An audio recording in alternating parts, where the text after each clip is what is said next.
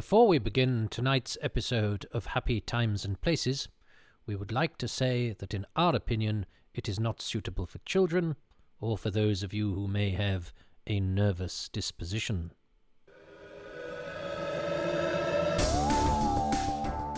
Welcome to Happy Times and Places, a positively inclined Doctor Who episode commentary podcast in which I, Toby Haydock, ask my guest to choose an episode of Doctor Who and their favourite things about it. I have to commentate whilst watching the episode and see if I can guess what those favourite things are.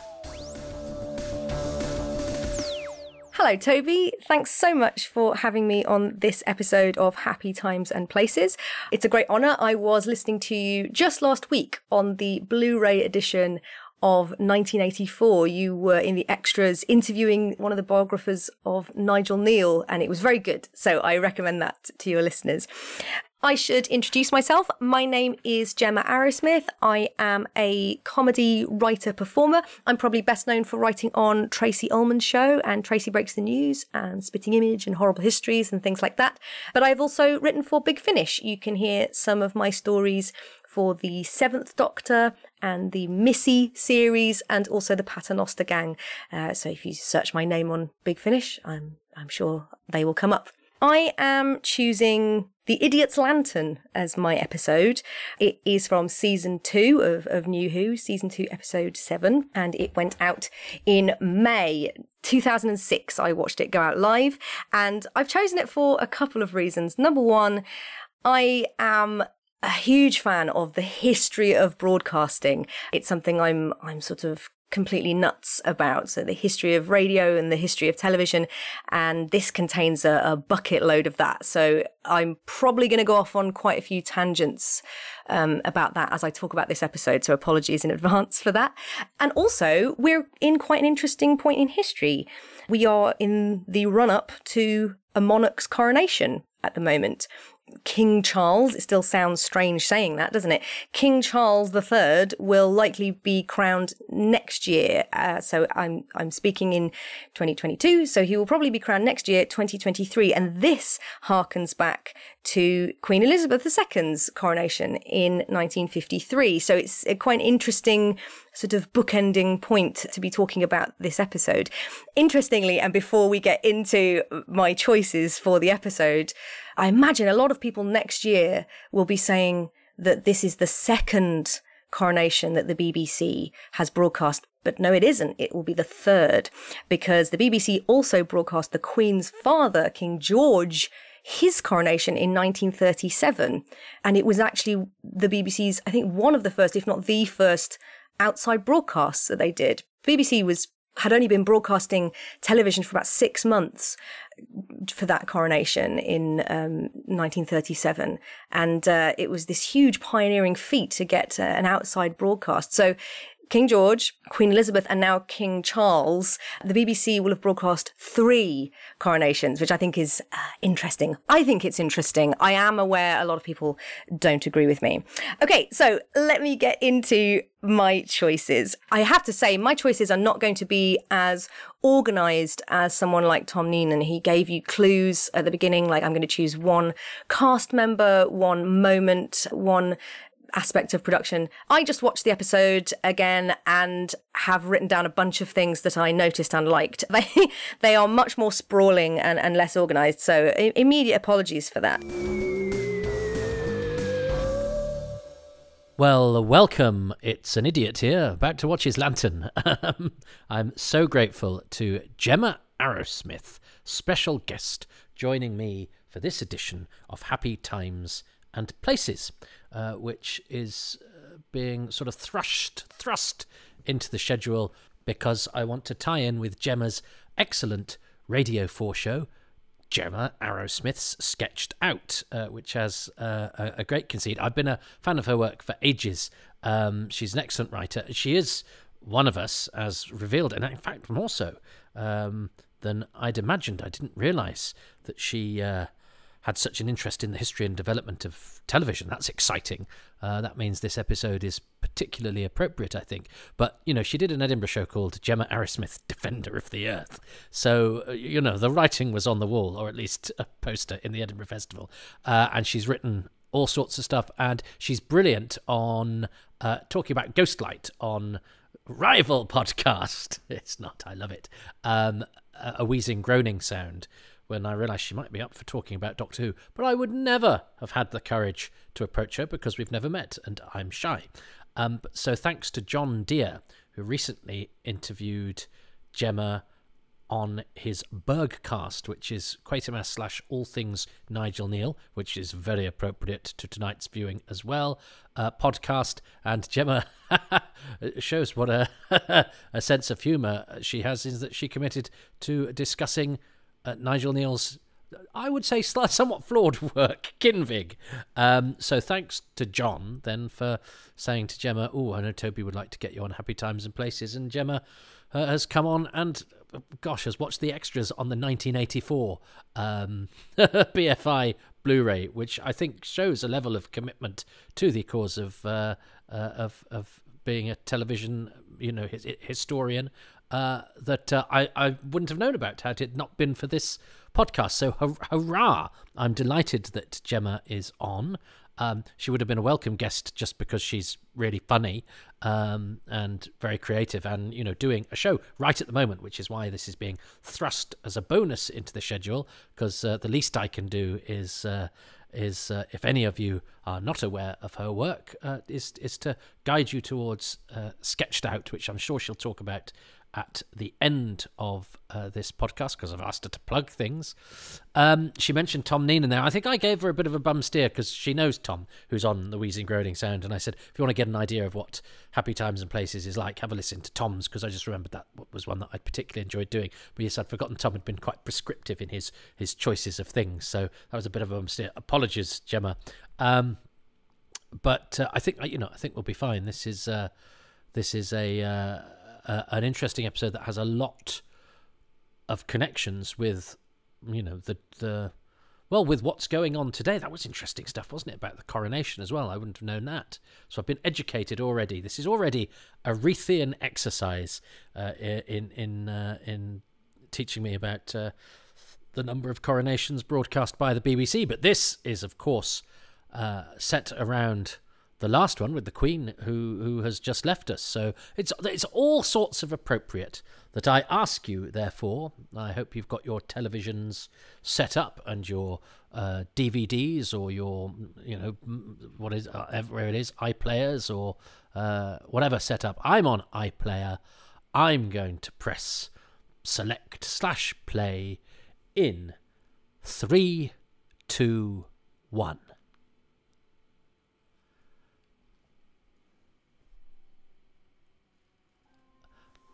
Already we're at a slightly askew angle. I like the shooting of this. The director is Eros Lynn. We have the excellent Ron Cook here, who I'd seen was in it, and there was not a guarantee at this point where a good actor might be in Doctor Who, and actually might not make it beyond the opening credits. So when he started to get his face sucked off, I thought, I really hope that's not all we see of Ron Cook. But actually, that would have been unlikely. He's a fine character actor, a very respected actor, British theatre and television. I think the first thing I saw him in was The Singing Detective, where he's one of the two mysterious men. But he's been in all sorts of things, and in this he has a wonderful sort of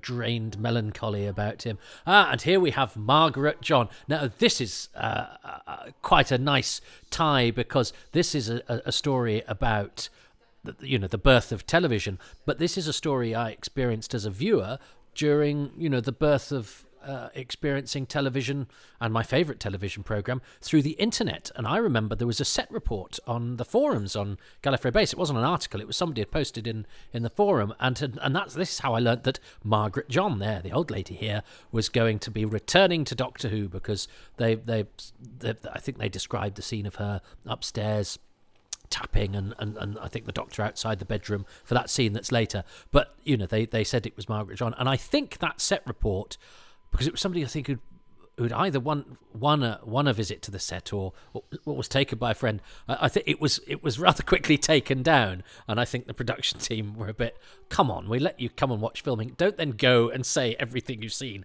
on the internet. And I can kind of understand that, but that's how I learned that Margaret John, I think, was back in Doctor Who. I'm pretty sure that was... Yeah, anyway, it doesn't matter, because she had been in Fury from the Deep, which is, for patrons, I'm currently in the middle of doing a Happy Times and Places for, that I've broken off for. So Margaret John's 2 Doctor Who appearances, several decades apart, are both my contrasting viewing pleasures at the moment.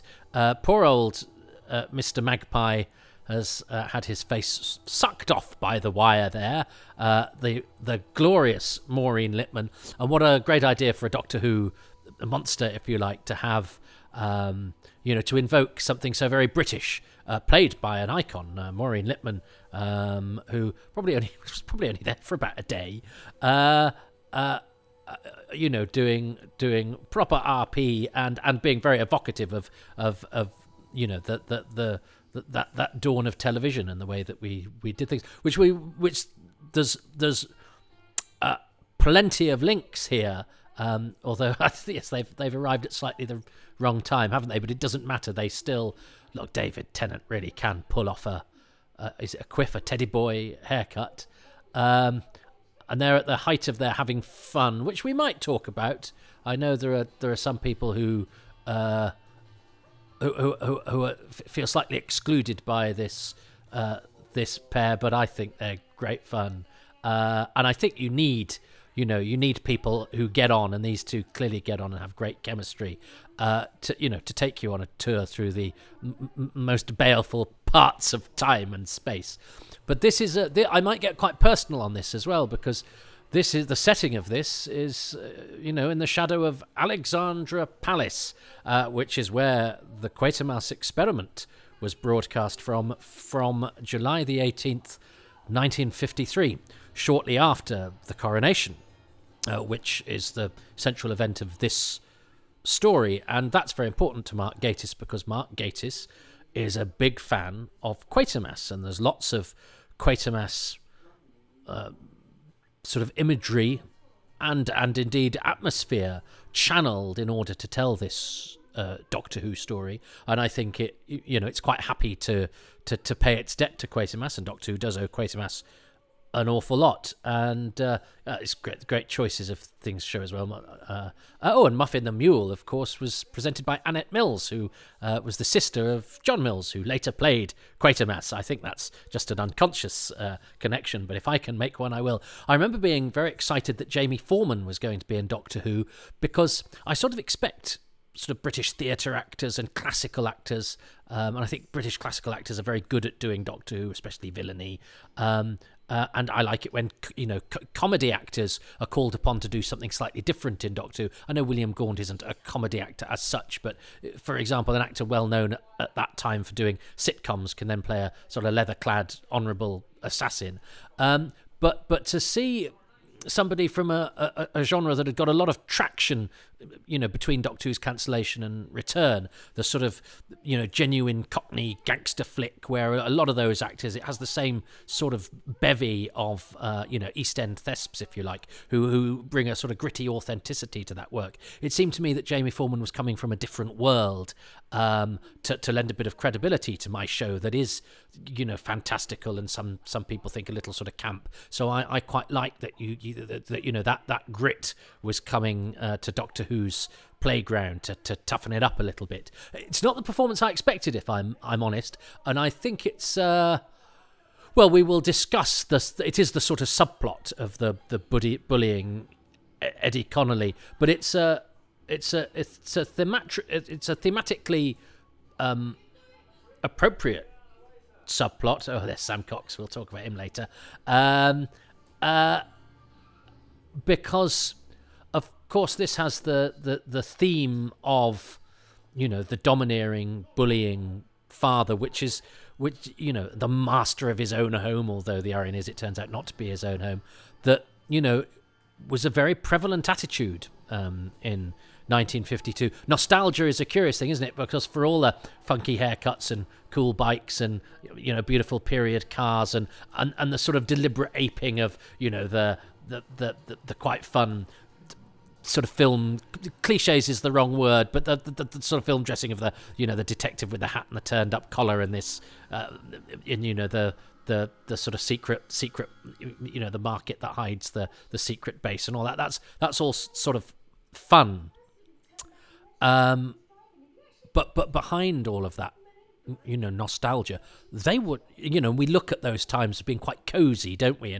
In the way that we sort of view, you know, our thoughts of the sort of, you know, we talk of them as simpler times, don't we? But actually they weren't. They were tough for most people, and, you know, a lack of comforts that we absolutely take for granted and expect. Even, you know, even the size and complexity of meals, let alone, you know, technology and, you know, access to, as I say, sort of creature comforts. But also, you know, the morality of the time was one of,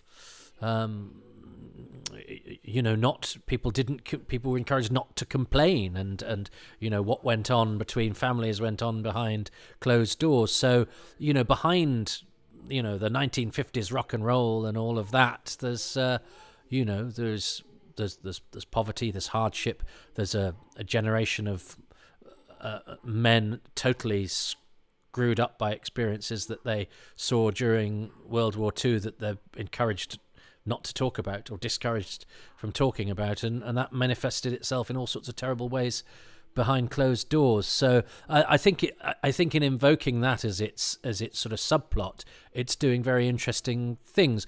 I don't think the subplot is the most successfully rendered part of it, but I certainly don't blame it for trying. And again, we've just got these slightly skew-whiff camera angles. The corridors are slightly tilted. The camera work is slightly, they sort of Germanic angles. I don't know. But and the shadows as well. The picture composition. Look, this isn't a straight line. This is like, you know, the house has been slightly tipped on its axis just to make it a slight. Doctor Who's brilliant, isn't it, when it makes the everyday a slightly askew, slightly perverted, slightly giddy and disorienting version of what we know.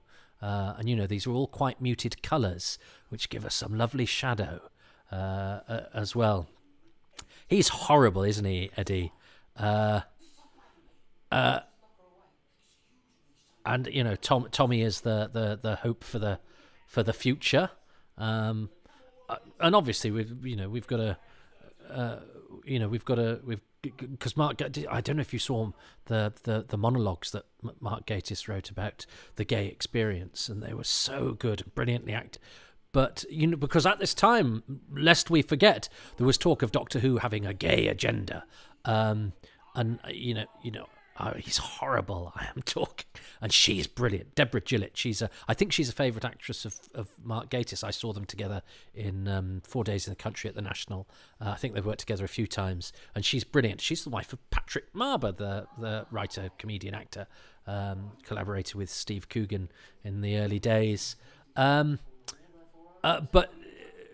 you know, I reject the notion of a gay agenda. I think representation is key, and you could substitute that now. There's a conversation being had, as I talked this week, where the execrable Alison Pearson, Telegraph columnist, is using wokeness, in inverted commas, as an excuse to bash the BBC because Ellie Simmons, medal-winning Paralympian, is on Strictly, and Alison Pearson, bless her, fears for the future of dance because her partner might have to bend over during the waltz, and has written a whole article about how this perhaps could be a series of wokeness too far, without quite managing to articulate what it is she objects to about a multi-Paralympian being represented on the television dancing. But being represented, I mean being shoved down Alison Pearson's throat. It's a good job there's no wheelchair users on, because those wheelchairs would enough get stuck in her throat. But you know, it's always put in these sort of mealy mouthed way, whilst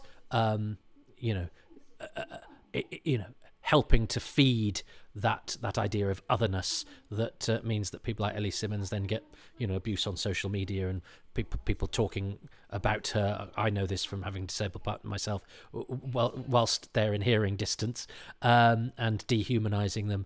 And so I don't call it an agenda. I call it a resetting of the balance. And you've got a gay showrunner and a gay writer,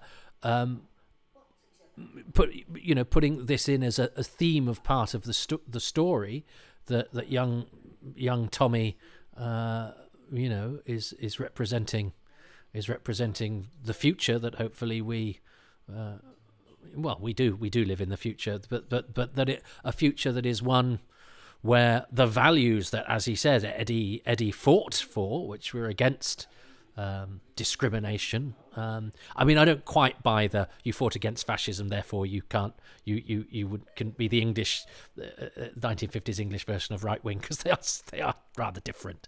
But I can see why that parallel is drawn.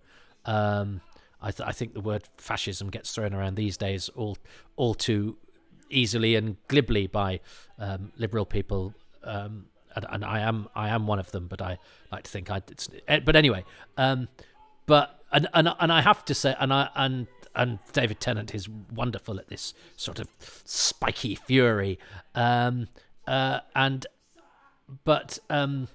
do the thing, don't they, where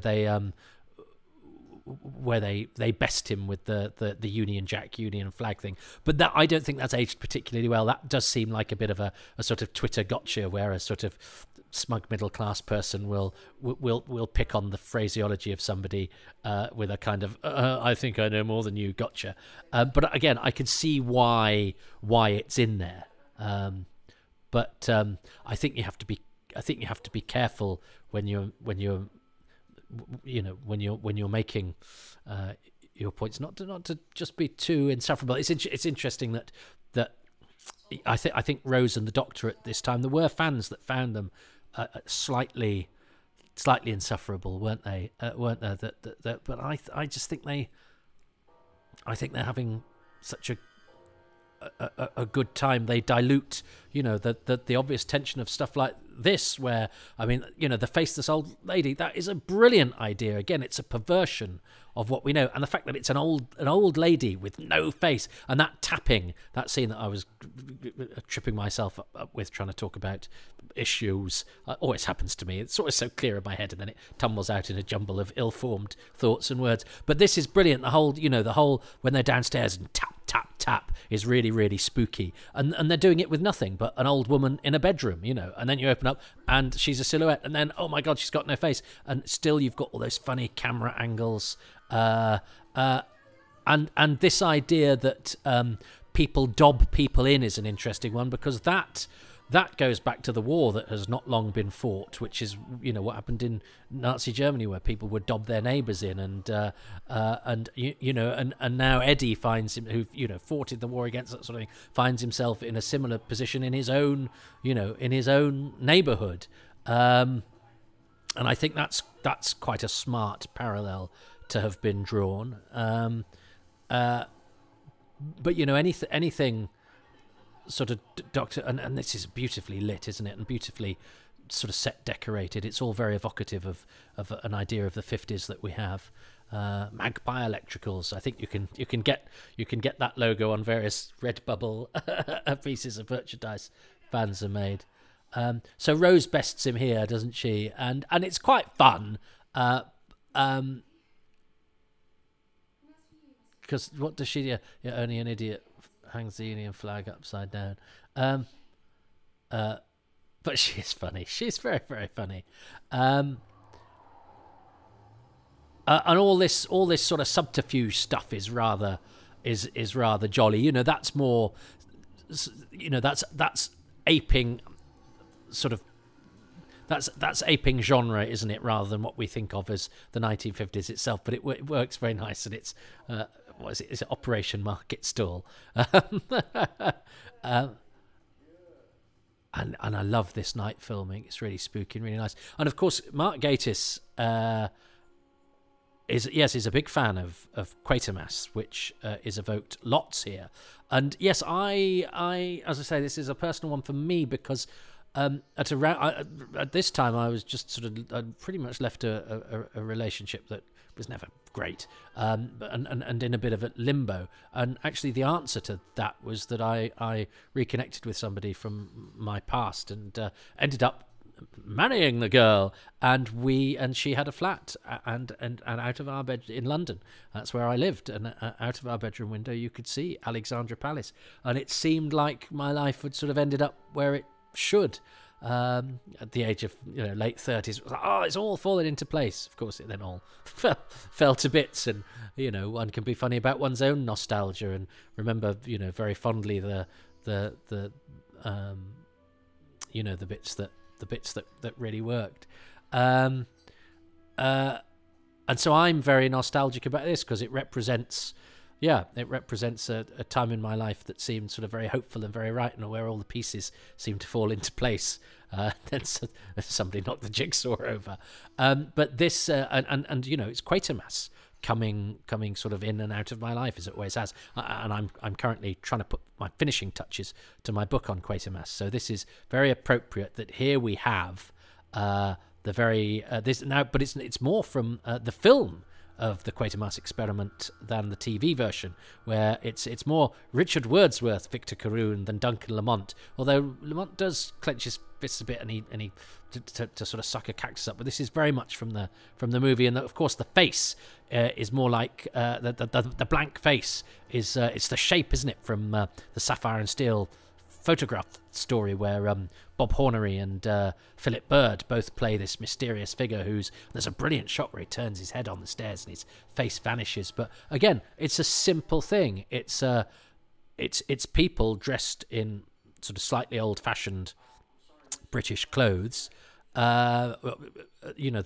we sort of know, but with a truly sci-fi thing, a facelessness that makes them a sort of parody of the human form, and makes them a parody of the sort of period that we sort of have in our mind's eye from various bits of literature and television, and very, very effective. And anything that echoes Sapphire and Steel is pretty cool.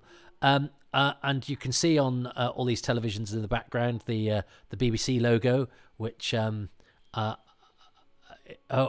here's Maureen Lipman, who I've met because she's in Corrie, but I've not done anything with her on Corrie. But I was at university with her daughter Amy, and so I met her once at a thing. I was helping out at a thing, and I was handing out the wine to the parents who came, and so I had a quick hello with Maureen Lipman, but I didn't talk to her about Doctor Who because she hadn't been in it then. But she's a bit of a national sort of entertainment icon, somebody well known for sort of comedic performances, but like a great many people with a gift for comedy, is a superb, straight dramatic actress.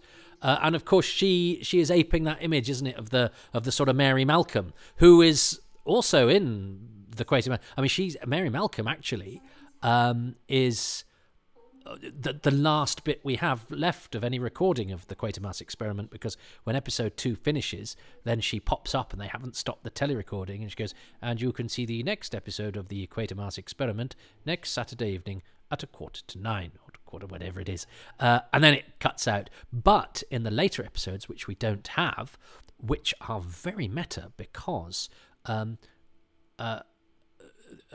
the last episode of the Quatermass experiment takes place in Westminster Abbey, which most people with a television probably got their television in order to watch Westminster Abbey on the coronation not that long ago, and now have Westminster Abbey on their telly again. And in the Quatermass experiment, it's being filmed for a television programme, so they're seeing Westminster Abbey through the eyes of a television programme that they're watching in the television programme that they're watching, and those television cameras spot the alien menace that is in Westminster Abbey. It's not faceless people. It's a vegetable creature that's an amalgam of 3 humanoids. But but because it is then broadcast to the nation, Mary Malcolm, who has introduced that episode of the Quatermass Experiment, then appears in that episode of the Quatermass Experiment because she is the BBC continuity announcer within the fiction, within the fact. Blah, blah, blah. So very, very, very clever. So her presence as the BBC announcer in this, The Wire, manifesting itself, or its appearance as the she's not just the continuity announcer, though, is she? Because she's a bit like, she's got some of the catchphrases, hasn't she, from other programmes? Are you sitting comfortably and all? So that's more the sort of kids telly type stuff, isn't it? Or watch with mother. Now I really like this scene because they have this wonderful reverse where it starts with one power dynamic and ends with completely the opposite one. And I love Sam Cox. It's interesting. It's a performance that, given by another actor, may seem a bit sort of wooden and one note, but it's not, because it's deliberate. He's a really interesting sort of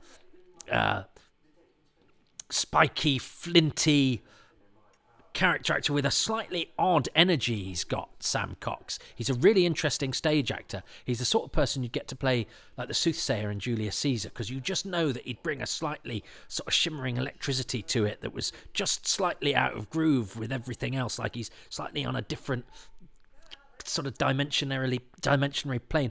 I saw him play Giles Corey in The Crucible here in Manchester with John Joe O'Neill and David Collings and people like that. And Giles Corey is in the plays, really, he's an 80-year-old man. But instead they sort of said, well, if we get, because it's quite hard to find good 80-year-old men to do long stage runs, and I think they went, well, let's just give him a sort of slightly different energy to everybody else by casting Sam Cox, who's nothing like 80, and it did kind of work. He's this sort of phlegmatic, sort of bitey, kind of shifty, but not shifty, but shifty in a sort of, it's not that he's deliberately hiding something, that he's not quite on the same wavelength as everybody else, and so I think he's a really interesting performer. And I interviewed him when he was here, and we met at the vegetarian restaurant. And I went, "Oh, are you vegetarian?" He was like, "No, I just thought I'd give it a try, and he's, I just really like him. He's quirky and he's interesting. And he's sort of aping the sort of essence of plod that you need to do to Inspector Bishop, which works with this wonderful joke that he's got. Oh, and it's Florizel Street, which is, of course, the original name for Coronation Street. Coronation Street was going to be called Florizel Street. So Mark Gatiss is throwing in all of these beautiful references, and this is gorgeous. I mean, David Tennant is such a good actor, isn't he? He is such a good actor, and you can see that sort of loss, fear, buried anger etched in his face. And seeing your companion with her face wiped out is really, really spooky. And the camera's in nice and tight on the Doctor there with Bishop out of focus behind him. Yeah, this is it's because this is not. I don't think this is a story that is anybody's favourite from this year, which is. I mean, it goes to show what a strong year it is, I think. But I certainly think it's a sort of an anomaly a little bit in the middle of the season. There's a lot of big hitters. This isn't a big hitter, and yet it's got so many things that. Are absolutely right for Doctor Who. And look, again, that sort of sweeping camera, but at a slight sort of tilt. And of course, they're having fun with the period stuff. I know there was a criticism, like there's criticism of the, in inverted commas, gay agenda. I know there's criticism a little bit later because there are some supporting artists of colour in the street scenes. Interesting, there's none here, and I think if you were to do this scene today, you probably would.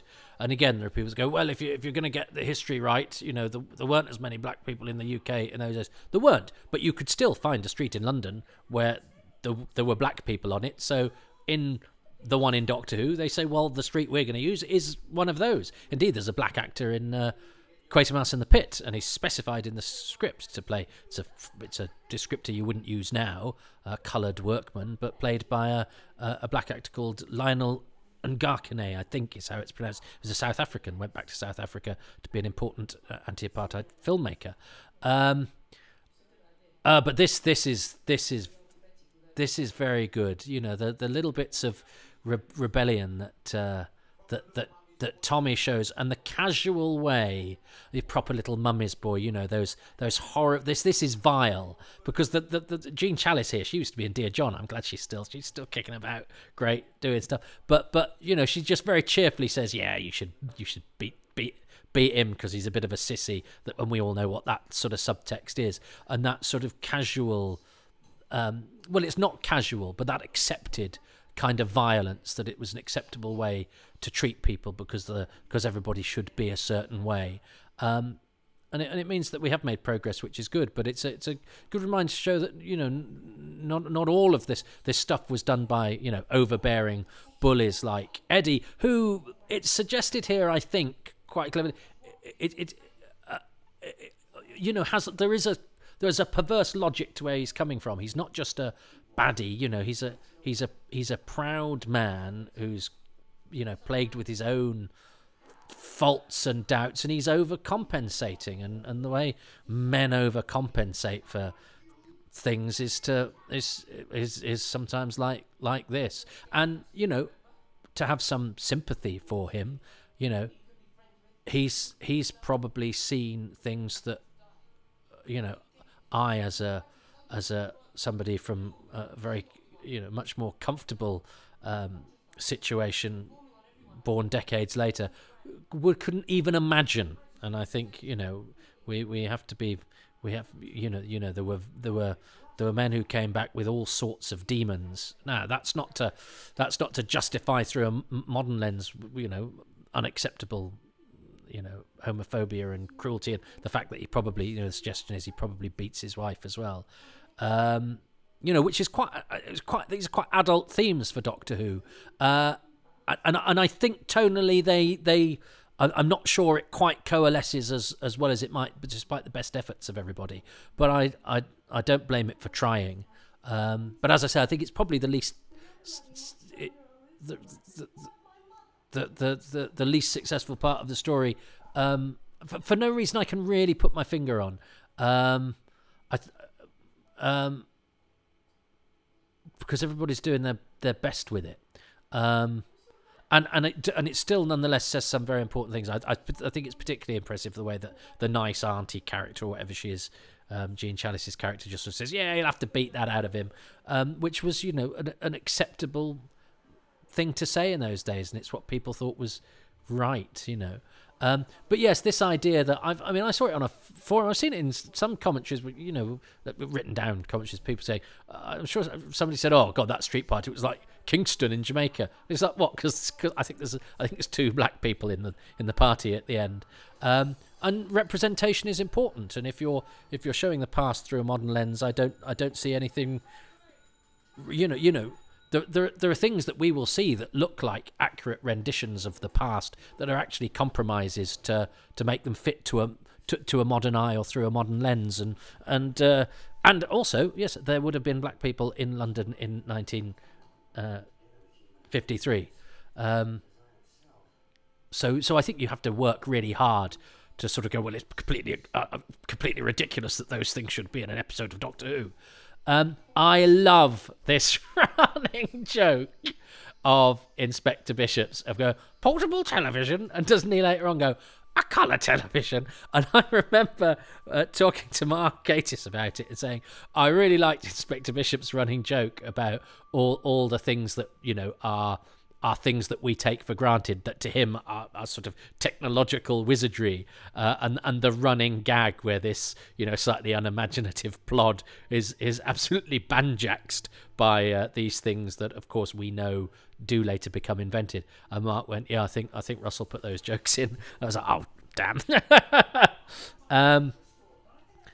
He's a good villain, Magpie, because we have sympathy for him. You know, he's on his uppers when we find him at the beginning, and Ron Cook does have a sort of crumpled sort of dignity about him. I feel a bit sorry for Inspector Bishop, because it looks at this point like, you know, this is the sort of three investigators. This is going to be the triumvirate who are going to bring the wire down. You know, the doctor, the boy, and the dogged detective. It's a shame I don't think we see any more of his sidekick Dewey, who's played by Yayan Reese, who, the big guy who punches the Doctor out, who I'm sure they said in one of the commentaries. Do you remember the days when Doctor episodes came with a commentary on the DVD and a red button commentary? Oh, they were really spoiling us. That he's a Doctor Who fan, and crucially, a local Welsh actor, which I think is very important. They don't do it as much now, but if you think about Father's Day, where I think all of the congregation there are Welsh actors, local actors doing Cockney. That if a production is filmed in a place, it should employ people from the place on screen and off screen. And I know loads of off screen talent on Doctor Who is Cardiff born, bred and or based, and I think that's very important. That not when productions are based in a region, that it reflects that region and employs from that region. So I always like it when I see a sort of local Welsh actor pop up and get a bit to do. Maureen Lipman is great, isn't she? She's such an impressive. Of course, she was famous for an advert in the 80s when I was when she was. I think we knew who she was already then, but those BT adverts were, such a successful campaign. But I think she just spent a day, didn't she? I think she did. Did she actually? I think she actually did it at Alexandra Palace, which again is so appropriate. I think there's something. It's a smart move for Doctor Who, isn't it? To say, okay, we're going to set something in a particular period and around a particular event. So the Queen's coronation is an event that everybody who was there remembered. It was a very important, landmark for the country in terms of its identity. Especially as I think we notice now with the Queen, who's just recently passed away. She was a constant in the lives of everybody under the age of 80. And certainly, the only monarch for my entire life. And I'm knocking on, I'm nearly 50.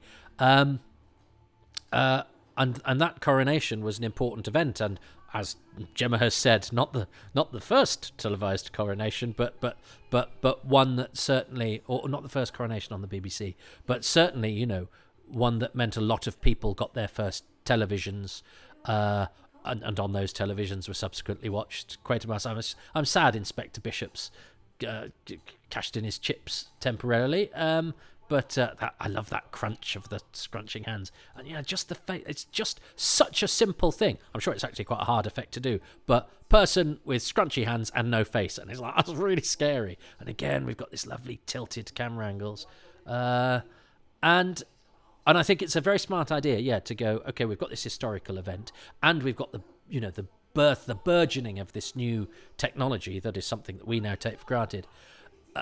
Is that a sort of composite? I wonder if you could see my bedroom window from there.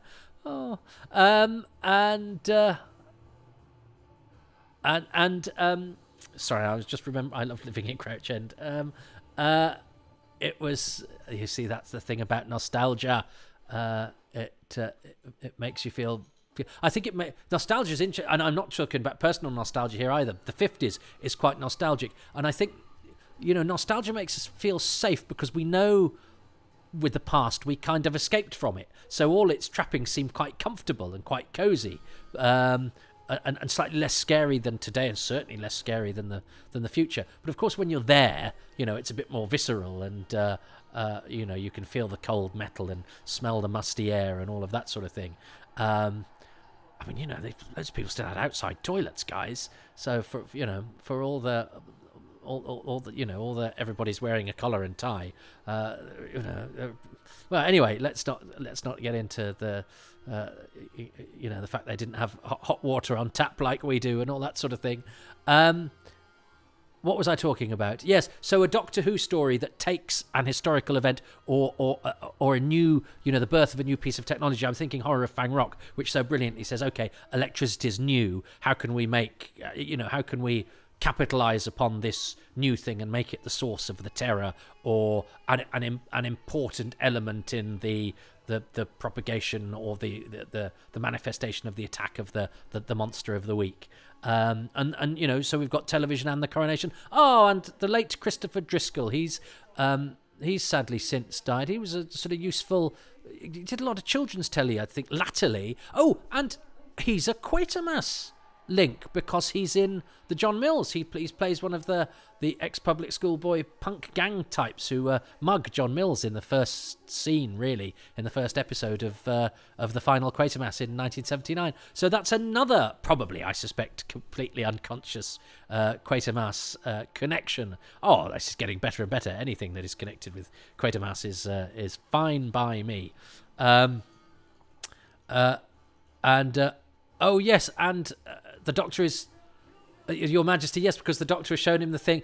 And I actually had this on Twitter only this week. Somebody had said, is Time Crash the only time Belgium is mentioned in Doctor Who? And no, because Belgium is mentioned here, because the Doctor's the psychic paper says that he's King of Belgium, and then it's mentioned again in Unicorn and the Wasp, and then Missy mentions it in Death in Heaven. So Belgium gets 4 mentions in Doctor Who, all in the new manifestation of Doctor Who, whereas Brussels is mentioned twice in Classic Who, in the Time Monster and one other. But anyway, that's I only really know that because it was asked on Twitter this week, and I came up with the answer.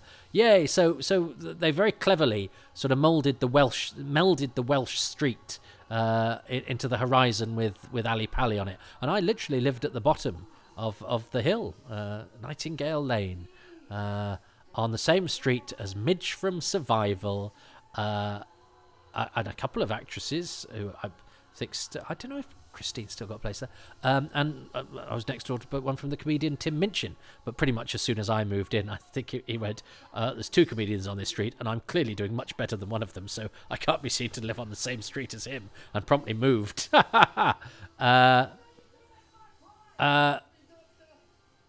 And this is very well done. I remember the Doctor Who Confidential sort of, this was basically erected, wasn't it, on a green screen mat in a field. But it's great because the wind is going, and it looks. Oh, there's a sort of composite. Oh, that's showing its age a little bit. I mean, it's on screen for barely a second, and I've got it on a whacking rate. I've got it projected onto the wall. Oh, and poor old. I do like Mr. Magpie. I think there was something. He was duped. He was weak-willed, and Doctor Who's history is full of villains in inverted commas who are actually decent sorts who've been manipulated by stronger, less conscience-stricken creatures, and so it's probably only going to end one way for Magpie. But he wasn't boo hiss. He had a sort of certain sensitivity and vulnerability about him that an actor of the skill of Ron Cook can channel very, very easily. And young Tommy gets to be the hero. Haven't really talked much about. He went on to be in EastEnders, didn't he? I think is he called Rory Jennings? And so that's the end of. Yeah, that's the end of The Wire, and everyone's got their faces back. But yes, so well done, Mark Gatiss. For I think he's very good, isn't he, Mark Gatiss?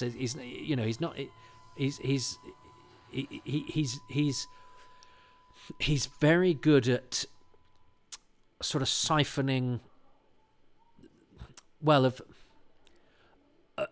sort of picking and choosing the sort of little shortcuts that just say you are comfortably within the era that we're trying to invoke. He's very good at this sort of idiomatic language. He's got a taste for history, and he can bring it to the fore. But this is also, this is not just history. This is homage to a certain style of television, and I think that works very nicely. And there's the Queen. Well, and the Queen is. I'm no sort of flag waving monarchist, but I found myself very moved actually by, and I can understand arguments against the monarchy. I think it's it's obviously sort of almost silly thing, an accident of birth conferring status and great wealth.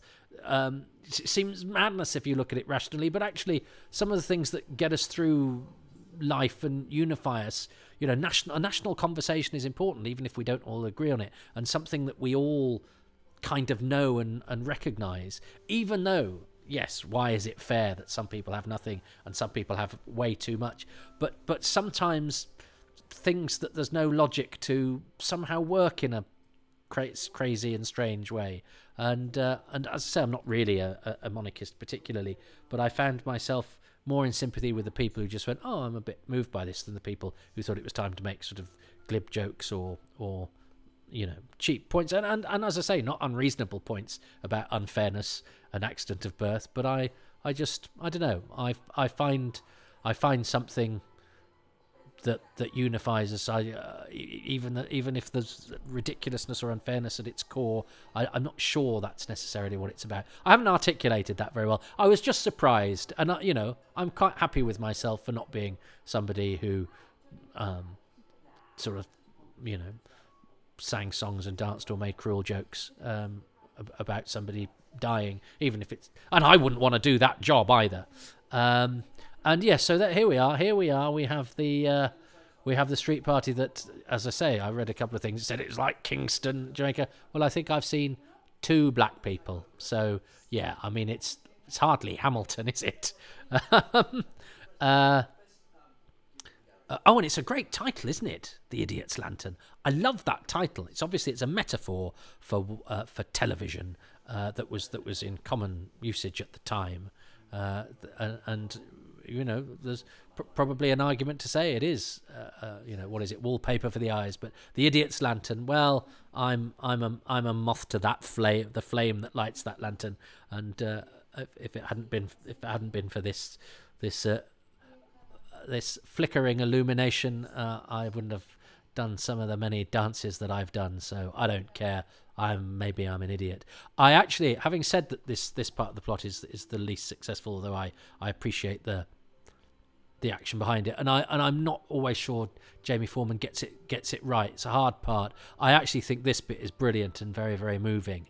And I love the way he just slightly stands up straight to keep his military bearing at a time when he's been humiliated in front of the whole street, humiliated by his wife, which again for a man in 1953, my goodness, and he's got nothing bar that little suitcase. And that's how many of us would fit all our worldly belongings into one suitcase these days? Such is the comfort of the modern era compared to that era that we're looking at.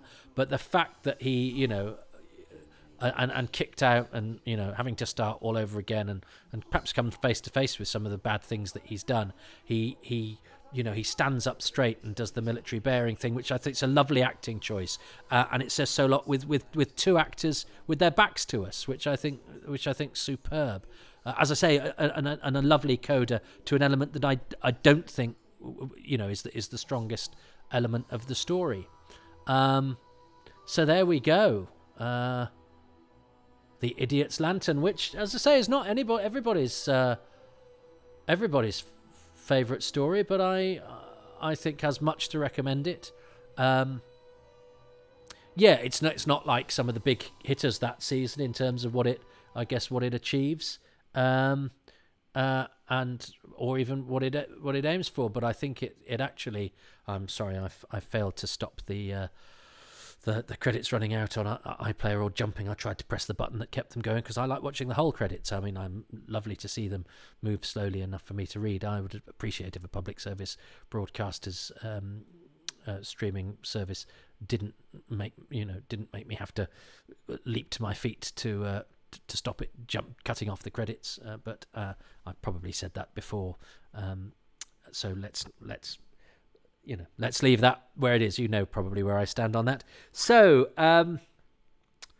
there's lots in that that's interesting, and I enjoyed it. I thought it was very effective, and it's a sign of that period of Doctor Who that I don't think there are any sort of bad episodes. I think there are some that are slightly duller than others, and some where. Some that don't, reach the great heights of a lot of them, but it's a consistently high quality television production that's ambitious to do more than just tell an adventure story. And Doctor Who to succeed, Doctor Who has to be a good, fun, zippy adventure story. Doctor Who should never lose its sense of humour, but the sense of humour must never, dilute the drama too much. But it's a really fine balancing act, and I think the balance that they get. So whilst yes, I do understand people that perhaps aren't over the moon with the dynamic of the Doctor and Rose, but I don't know. I think it's so hard to do, and I just think they're such good actors. And Russell, I think weaved it into the story that they actually have this terrible downfall at the end. Now, I'm not 100% convinced. Unlike the Pertwee thing, where that was clearly Barry Letts decided to cut him down to size in his final story in the way that only a Buddhist can, and punish him for his vanity and acquisitiveness. I've just recently done Planet of Spiders, and one of my patrons put wasn't that Barry Letts telling John Pertwee off because he used to keep nicking things when they went on location, and he did, didn't he? He tried to nick stuff from the ship in Carnival of Monsters, and if it wasn't nailed down and it was a bit antique, Pertwee would have it. So that's why the Great Spider soaked him in radiation. Is it that the Doctor and Rose are enjoying themselves just a little too much? They're just getting off on the danger just a little bit, and it makes that very sad parting of the ways for them at the end of this season. That does work with that. And as I say, I think she's so zippy and fun, and she's such a great character and such a terrific actor. And David Tennant is just brilliant. I mean, he keeps the energy at all times. He keeps the energy zipping along, and make sure it never gets sort of held up or bogged down. So one of my favourite things. Oh, I wrote to Margaret John, by the way, because I was well into Fury from the Deep as a boy, but she never wrote back. But I knew she was around because she was in a Radio 4 series called Citizens. That was this exploring thing. I think my mum hated it. I think some Radio 4 regular listeners hated it. It was quite a big, and I think it had been a programme going on for a long time. And she was a Welsh character. It was certainly some of it took place in Wales. I think it took place all over the country. But anyway, she was in that, so I knew that she was around, and she popped up in things. And actually, and then after Gavin and Stacey, which of course gave her a lot of late fame, and I was glad to see the Christmas specials recently were dedicated to her, because in the interim she'd passed away. So when they resurrected it, was it a couple of Christmases ago, she got a nice little caption, which she didn't get on actually her posthumous television appearance, which was in the first couple of episodes of Game of Thrones. So she was right. And she has that big gap between Doctor Who appearances as well, which not many people have such a size. Pauline Collins is in that ballpark as well. But anyway, let's get on with it and choose my 5 favourite things. So my first favourite thing, well, it has to be the Quatermass connection. It has to be, the fact that it evokes all of that 1950s Quatermass stuff, because it's got the coronation, which itself is echoed in the Quatermass experiment, because it's set at Alexandra Palace, which is where the Quatermass experiment was broadcast from, because it's got Maureen Lipman, The Wire, who I know she's a bit like a sort of children's presenter, but she is also very reminiscent of those continuity announcers who used to, sit in a chair at Alexandra Palace and talk, look at you through the cameras in their evening wear, and using their plummy voices. And the scrunching of the hands, and as I say, there are a couple of other, I think, unconscious Quatermass connections, including Christopher Driscoll. But it's obviously Mark Gatiss having some fun with his love for Quatermass. In fact, I think the first time I heard of Mark Gatiss, I knew there was this guy who was a comedian that was a big Quatermass guy, and I knew that because when Nightshade came out, I knew it would probably have Quatermass stuff, because it was Mark Gatiss, which if you've not read Nightshade and you like Quatermass, it's a huge homage to Quatermass. It was the first New Adventures book that I read, of course it was. But Isabel Dean, who was the lead in the Quatermass experiment, the female lead, and I corresponded for many years, and she wrote to me once, said, I've been contacted by these two young men, Mark Gatiss and David Miller, and they live at, you should write to them. They seem lovely boys, blah, blah, blah, blah. And of course I didn't, because I'm shy and pathetic, and maybe I could have made friends with Mark Gatiss all those years ago, and my life would be very different now. But in fact, I was talking to him not that long ago. He's a very, very lovely man, very gentle soul, isn't he? But such a good writer, such a good performer, and we're very lucky to have him in the Doctor Who universe. So yeah, the Quatermass connection, I guess, but that but I'm bringing Ali Pali into that as well. Is my number one. My number two, and this is just for me, is Inspector Bishop's jokes about the running gag about portable television, colour television. I just love it. It just makes me laugh every time, and I like Sam Cox. So I like it. Inspector Bishop's joke. I think I've got to go for the feel. I think that, expression, and I didn't talk about it a couple of times when I was reminiscing about Living in Crouch End, when the Doctor goes to find the faceless creatures, and there's a couple of wide long shots where there's light pouring through grills and slightly silhouetting people, and the lighting and that those expressionistic, sort of the German expressionistic camera angles. That the very first shot is a tilt. It's a slight giddying of normality, and the way that there's just something as simple as people on a landing is shot is given a slightly sort of sickening, unnerving, sort of fluctuation of geometry that I think is really interesting. And that's the director, Eros Lin, who was actually a couple of years above me at university. I discovered some years later. Somebody else I should have made friends with. My life is a series of people I should have made friends with. I should have had back in the day. But he does something really interesting, I think, with the look and the feel of the story. That when Doctor Who does have quite a sort of uniform house style in these days, more so than it does, I think, in the olden days, because in the olden days, a director came in and chose the incidental musician, and there were different costume designers each time, and just the way that the BBC sort of rota system worked, which means that you can have, the Caves of Androzani followed by the Twin Dilemma, which are sort of almost different in so many respects. I don't think you get, even though there's a lot of variety in modern Who and in Russell T Davies era Who, there's still, I think, a sort of house style, so that even the comedic elements and the hard dark episodes and the sort of slightly more comedic and offbeat episodes are still sort of slightly more uniform than I would say than the original series, and that's not I'm not arguing that one is better than the other. That's just an observation. But even within that, even allowing for that premise that I've set myself, I think Eros Lin does give this a colour palette and a feel, and that is particularly that camera work, I think, that really fits the material. Even though I don't know why what I've decided to call German expressionistic camera angles fit something set in Britain in the 1950s, but it just does for me.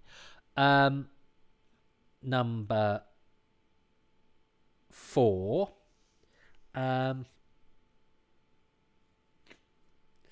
Is it the same to go choosing the coronation? I think having that as the sort of fulcrum for the story, choosing an historical event that brings with it the thematic thing, it's got echoes of Empire, and and again we get quite cozy with the nostalgia of that. And Gatiss is there going, yeah, but Empire was built on men like Eddie who are problematic, but but undoubtedly probably in his own, in his own sphere, and doing things that, people like me have never had to even face doing in lives, probably very, brave and tough, but that, that comes at a price later on, and that our nostalgia comes at a price, and that our, the very iconography that we rely on for our identity comes at a price. And I think that's very much,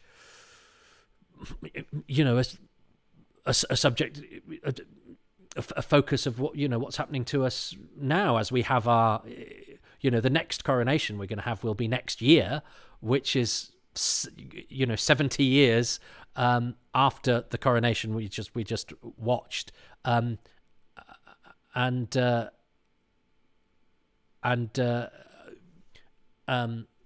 Quatermass experiment is 70 years old on July the 18th, 1953, which was also my wedding anniversary, was July the 18th. And I didn't know that. I didn't decide, I didn't choose the date. It was when the venue was available. And I actually only realised afterwards, because I don't have a Quatermass party every July the 18th, like I kind of have a Doctor Who thing every year. So anyway, I didn't choose the fact that I got married on the day that the Quatermass experiment started.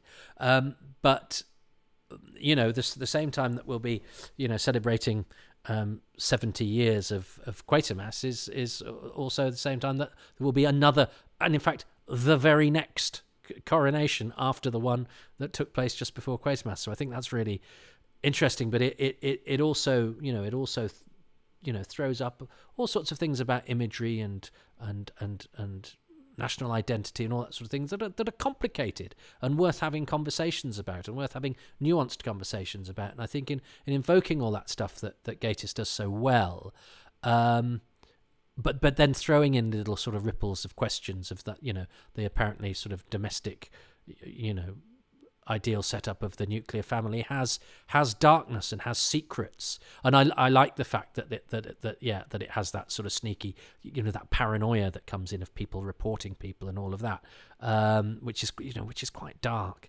But I think that's all stuff that is worth talking about, and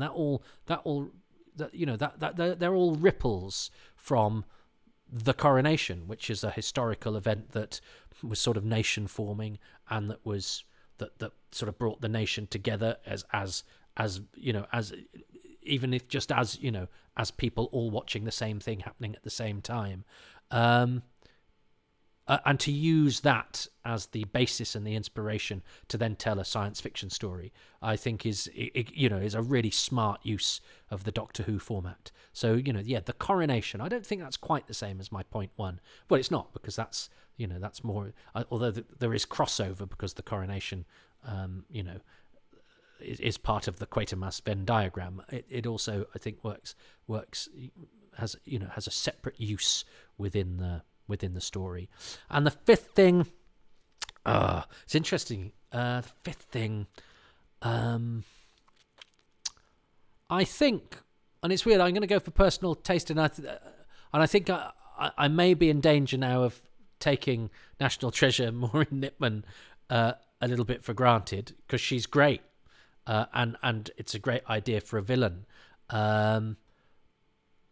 but she's a face on a screen, whereas I think what sort of keeps us going with that side of the drama is, I think, a very human and in places rather touching, and occasionally slightly wretched performance from Ron Cook, who I think is a wonderful actor, and Doctor Who does very well with its guest stars and its household names, but I think I don't think, and I'm not criticising Ron Cook here, but and he played Richard III in the BBC Shakespeare's. I mean, he's a highly regarded actor within the profession, but I don't think he's a household name. And I think Doctor Who gives wonderful opportunities for us to see actors of that caliber, general, A grade, National Theatre, RSC. But also, lots of great British television actors. Oh, and he's Parker, isn't he, in the Thunderbirds movie as well? But that's another story. but Ron Cook is a terrific actor, and I always just love seeing really good actors turning up in Doctor Who, getting given a good part and doing brilliant things with it. And I think Mr. Magpie, with his sort of stubble and his debts and his sort of crumpled dignity, is gives a human side and vulnerability to the villainous side of the story. And I just think he's a lovely actor, and I like watching good actors being good. And I think Doctor Who's always been good for that. So I suspect I'm going to suffer on points, because I think it's an obvious choice. And I'm not saying that Gemma is a person who will be prone to making obvious choices, but I think, it's a no-brainer to choose Maureen Lipman, and I just realised that I haven't. But there we go. I've got to choose what I've got to choose, and I never win anyway. So let's see what Gemma Arrowsmith has chosen as her favourite things in The Idiot's Lantern. Okay, so the first thing, which you can probably guess given my preamble, is all of the sort of delicious aspects of the history of broadcasting that are in this episode. I think the art department have done a fantastic job. The sort of research department have done a great job on this episode. You've got the beautiful Batwing BBC logo on the television sets in Magpie's shop. I love that logo. It's so beautiful. And these gorgeous Bakelite TV sets, which they've sourced. So I love all of that. I love the denouement at Alexandra Palace. So the BBC first started broadcasting from Alexandra Palace in November 1936. That was their sort of first evening of television. They broadcast a variety show on the 2nd of November 1936 from Alexandra Palace. And it was quite interesting, actually, because there was this kind of war between two different television systems. There was the Baird Company, which was founded by John Logie Baird, the inventor of television, and the Baird Company and their mechanical television system, and then Marconi EMI and their electronic television system. And it was a war in that on that first night, they first broadcast this variety show from Alexandra Palace, first in mechanical television, using mechanical television, and then in a higher definition, it has to be said, using Marconi EMI's Emitron cameras. After a few weeks of this back and forth between mechanical television and electronic television, it was electronic television that won, and that is the television we came to know and love. So that's the first aspect that I'm choosing, the historical content in The Idiot's Lantern of the history of broadcasting, and the wonderful job that the art department have done in bringing that to life. Oh, hang on. Happy Times and Places just got well Reithian. This is brilliant. I love Gemma Arrowsmith. Never met Gemma. As I say, I've heard her stuff and know her work. And yes, I must mention Gemma Arrowsmith's Sketched Out, which is a brilliant, radio comedy that has all the great elements of high-end radio for sketch comedy, brilliant vocal performances, but, it's not without barb and bite. There's some great spoof adverts that get to the core of, a lot of things going on today, but it's also, funny and daft, and has this great central wheeze of Gemma is not allowed to be the host of her own show, and so there's a guest star every week, and so far there's been Patterson Joseph off of Bad Wolf Parting of the Ways, and Joanna Lumley off of Comic Relief Doctor Who, so she's attracting A-listers, and it's a nice conceit, and it's a great show, and because that is on at the moment, this is why this episode has been parachuted into the schedules. So go and avail yourself of every Thursday Gemma Arrowsmith's Sketched Out, and it's also on iPlayer too. And the sort of supporting voices that I think are in every week. It's also Hood to the Gills, because it's Dan Starkey, Strax himself, but I've done big finishes with Dan. He is a vocal maestro. He's one of the best voice actors I've ever worked with. He's a really skilled voice man. Who's good at impersonations, but also good at creating character through voice. And is terrific. And Thomas Nelstrop, who is the guy in Blink, who eats the apple in Hull, when Sally Sparrow's mate, Miss Nightingale, gets sent back in time, and he goes, "You're in Hull." That's Thomas Nelstrop. He's a comic as well. I met him in Edinburgh once. And, I think I just probably said we did. I think we did a gig together, and I said, as I had to, you were in Doctor Who. I think pretty much left it at that. But he was very nice, handsome too. But yes, he's so they're both in the sketched out as well. So there's lots of Who connections. Can I have a point for that? I don't know, because I loved that stuff about the history of television that Gemma did for us then, and the Emitron cameras are the cameras that the Quatermass experiment was filmed on, and they were big, huge, bulky things, which you had to change lens by moving them around if they even had lenses on. You certainly didn't have zoom, but I know that the image was upside down, so the cameraman was camera person, but it was a man in those days. The cameraman had an upside down image, and they clunk about, and great big cables that actors had to sort of jump over to change. But yeah, those Emitron cameras that Gemma mentioned in that very illuminating lesson were the ones used in Quatermass. So there's lots of what she said that tied in with my first choice. But I didn't talk about the art department, who do a fantastic job. I think the set dressing on the episode is excellent. All those, is it Bakelite, the material, but anyway, all that sort of Formica and I just think the look and the muted colours. But yeah, those banks of televisions, is a really, and the flickering light that comes from them, the image of the faces. That's not the art department. But that's another thing I didn't really talk about, which is a great image. Those black and white faces flickering on the television, and black and white flickering television is spooky. But when it's faces of people that silently mouthing off a screen, that's really, really spooky. And I didn't talk about that enough. But anyway, I might get half a point for that. I mean, I don't think it's going to be a photo finish, but I think our points were related, but I don't think they were related enough to live under the same roof. They're related enough that they shouldn't be allowed to have sex with each other, but that they're not so related that they live under the same roof. That metaphor got away with me, but. Yeah, there's a connection, but not a shared dwelling. So maybe my choice just gets to come and visit at Christmas or something, but definitely not. Anyway, let's leave that metaphor there. So I don't know where we stand. Let's have choice number 2. Okay, the second aspect I'm choosing is Maureen Lipman's performance as The Wire. I think she's a fantastic choice for the villain in this episode.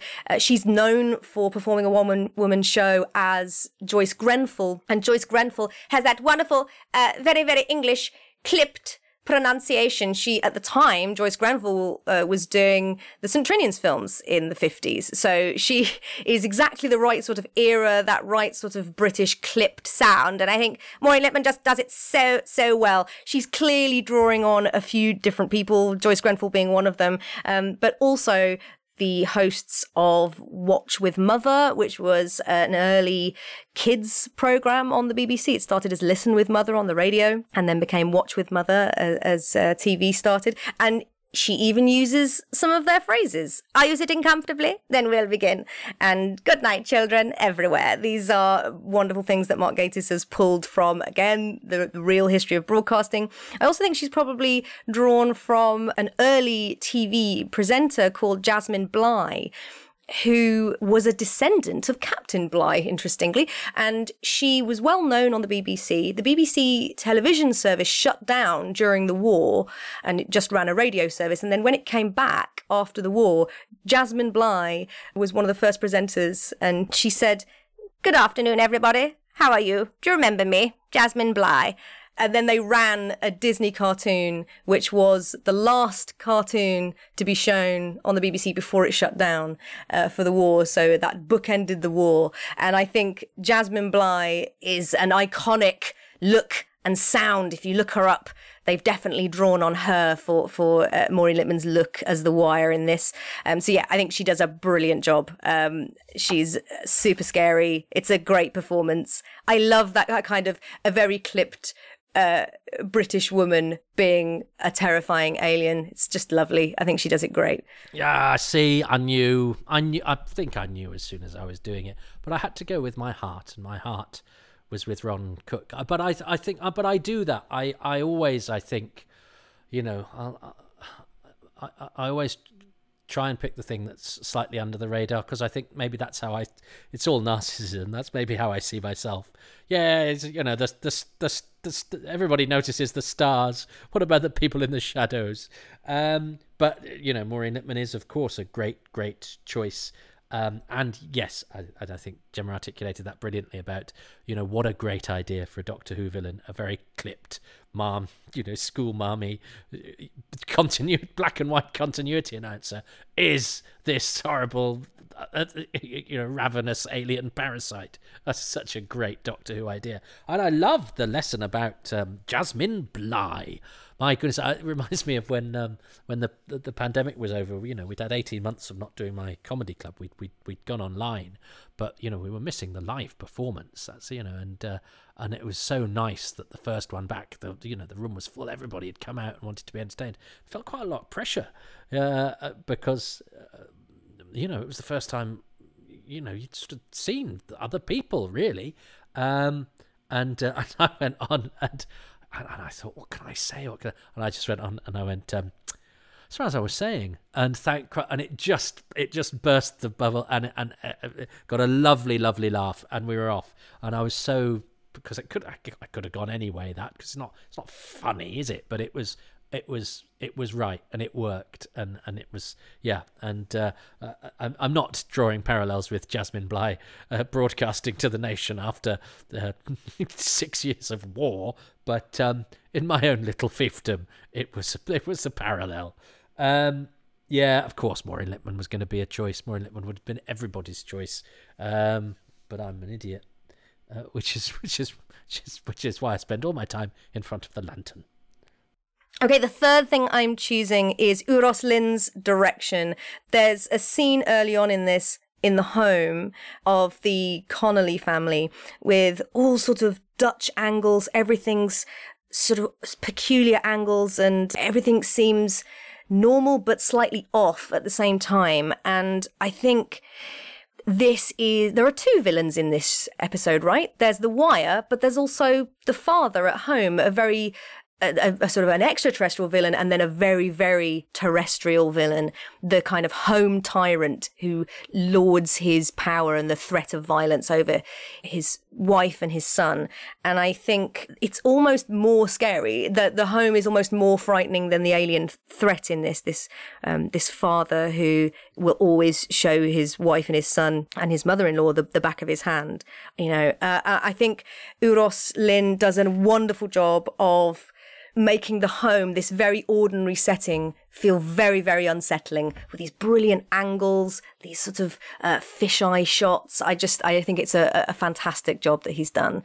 I love that. It's an aspect of Doctor Who that I love. It's an aspect of kind of folk horror that I love, which is the ordinary seeming unsettling in some way. And that's often down to a really good director. And I think we have that in this episode. Oh, well, I do get a point there, although Gemma says it's Dutch angles, and I'm gonna be schooled by Gemma. And yes, and that's John Pertwee's Yeti and the Loo in Tooting Bec, isn't it? Doctor Who is at its best when it takes the ordinary and just tweaks it a little to make it terrifying, and we have great traditions of that in all of our, horror, and all of our fairy tales even. And there is something about, the creakiness of that house, and the very basic ingredients. It's people and noise and shadow and darkness. A lot of the time in that home, and yes, the feel of the whole episode with those camera angles and that brilliant lighting. So I get, yes, Good. I get a point for that. The it's she talks. I like her description of Eddie as, what was it, a home tyrant. And I read something recently where there was a question. Somebody questioned the ending, going, this guy's awful. He's a bad man. He's a wife beater. He's a homophobe, and questioned the idea that the son should go after him. But I think that's absolutely key to the episode, because I think all too often there's an appetite amongst the most liberal commentators, it seems to me, today. And by commentators, I sometimes mean Twitterers, but I spend too much time on social media. But there does seem to be an appetite to censure people, or to berate people, or to scold people. And I think the lesson that this says, and remember, it's written by a gay man, is saying, yes, this man is a monster in all sorts of different ways, but what makes us better than the monsters is that we have compassion and we forgive. And if the boy is to make any headway with his father, and it's surely more important in his life that he has a decent, or at least some sort of negotiated relationship with his father, is if he tries to find some common ground, and maybe his dad, who is the product of his time and his experiences, will over time learn and grow and become better. And you only do that. You can't scold people into understanding your point of view. People get defensive, and also, that's not an instinct that I like. That means you are not a victim or an oppressed person. You're just a tyrant in waiting. If as soon as you're as soon as you emerge from the shadows that you absolutely shouldn't have been put in, you then start reveling in meting out punishment to those who you think deserve it or are wrong. Well, you're just the same. No, everybody who does bad things justifies the bad things that they do because they think the recipients of the bad things deserve it. So I think it's absolutely right that no matter that Eddie, monster though he is shown compassion by his son, because it means that his son and his son's values, prove themselves to be the right one by action, not just by say so.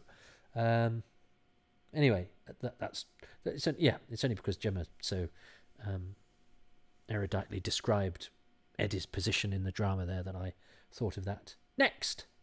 Okay, the fourth thing I'm choosing, dead simple, it's Rose and the Doctor's look in this. I think it's an iconic look. I feel like the image of them on the scooter with the pink dress and the helmets, I think it gets posted a lot when articles are referring to Doctor Who, and I think it is because it's such a great iconic look. They think they're heading to the late 50s to see Elvis, but they're not. They end up in 1953, so it's slightly wrong. It's slightly out of time, but I love that about it. And the size of David Tennant's quiff in this, kudos to the hair and makeup department.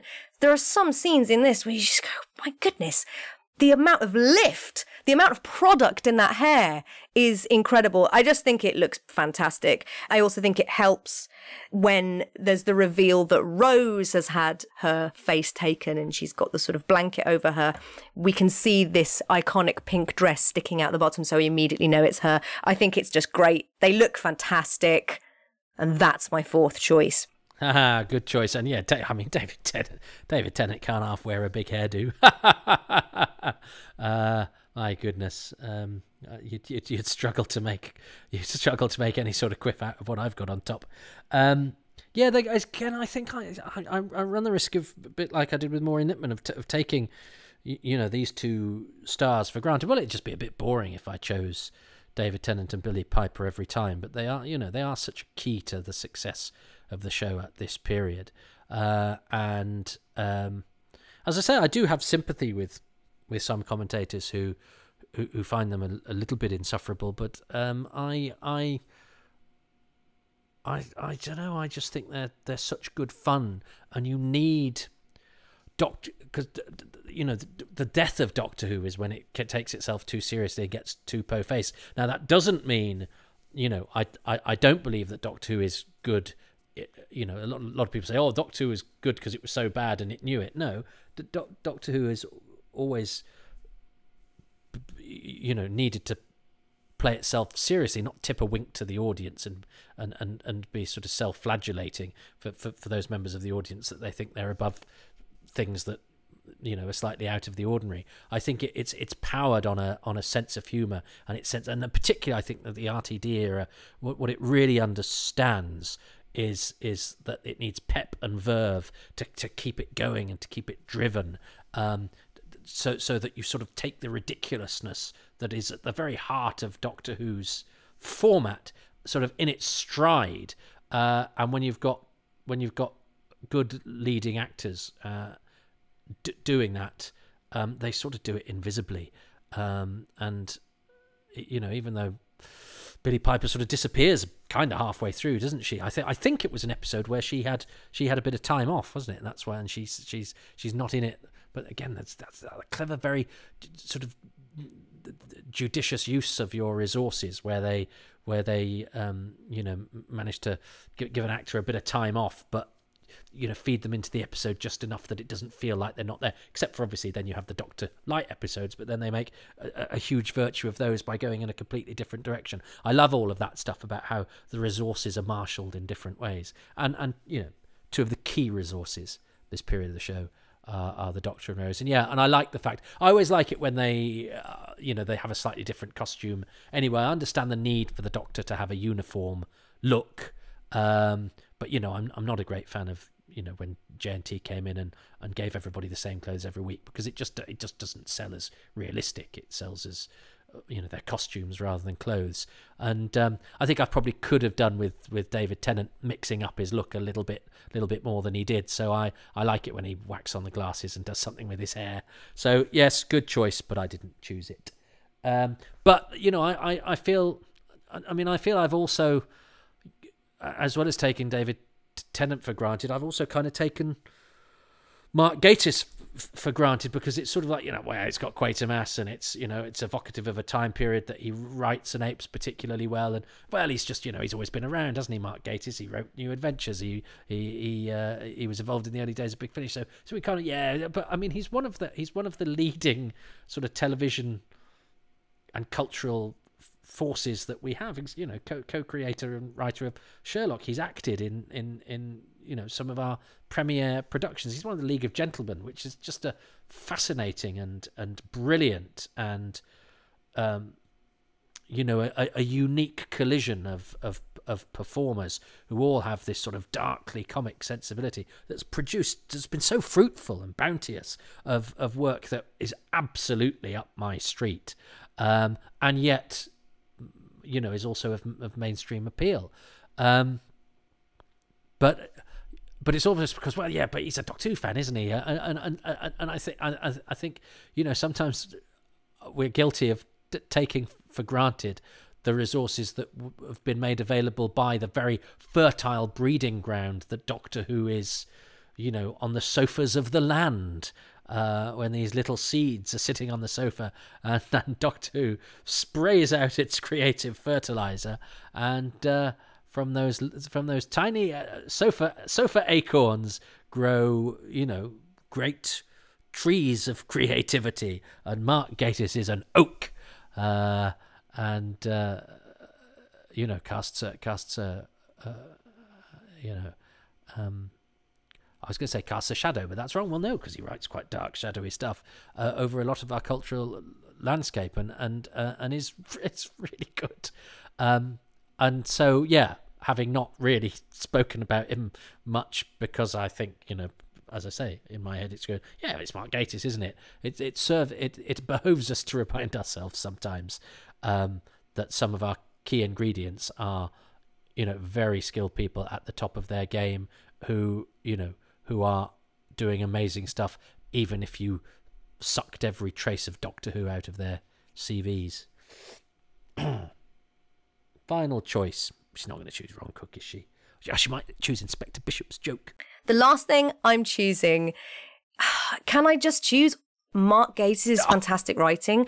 I love Mark Gatiss. I've been a huge fan since the League of Gentlemen's radio show on the Town with the League of Gentlemen before they went to television. So I'm a huge fan of the League of Gentlemen, all four of them. I think I feel like their involvement in a project is a badge of quality. I think they've never rested on their laurels. They always push themselves and are incredibly innovative in everything they do. So I'm always really excited when I see that Mark Gatiss has written an episode. I think he's done a fantastic job here.